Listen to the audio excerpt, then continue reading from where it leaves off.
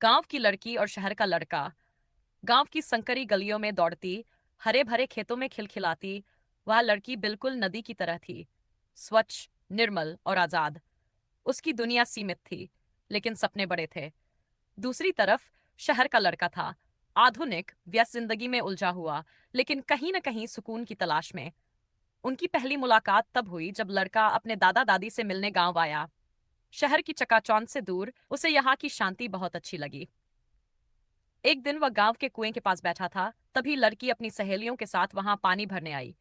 उसकी हंसी हवा में घुल गई और लड़का बस देखता रह गया।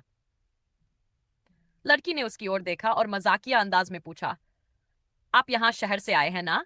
शहर में भी क्या ऐसे कुएं होते हैं? लड़का मुस्कुराया और बोला, नहीं, वहां तो पानी भी पाइप से आता है, लेकिन इतना मीठा नहीं होता जितना यहाँ। धीरे धीरे दोनों में दोस्ती हो गई। लड़का गांव की मिट्टी, खुले आसमान और खेतों में समय बिताने लगा। लड़की उसे बैलगाड़ी की सवारी करवाती, कच्चे आम खिलाती और उसे गांव की दुनिया में रंगने लगी। एक दिन पेड़ के नीचे बैठे हुए लड़की ने कहा, काश मैं भी शहर जा सकती। वहां की बड़ी बड़ी इमारतें, चमचमाती सड़कें, सब देखने का बहुत मन करता है। लड़का गंभीर हो गया। उसे एहसास हुआ कि वह इस लड़की के बिना नहीं रह सकता। उसने अपने दिल की बात कह दी, अगर तुम चलोगी तो मैं तुम्हें अपना पूरा शहर दिखाऊंगा, पर एक शर्त पर, हम हमेशा साथ रहेंगे। लड़की पहले तो चौंक गई, फिर उसकी आंखें झिलमिला उठीं, लेकिन तभी उसने अपना सिर झुका लिया। हमारा साथ मुमकिन नहीं है। मेरे घर वाले कभी नहीं मानेंगे। मैं एक गांव की लड़की हूं और तुम शहर के लड़के। हमारी दुनिया अलग है।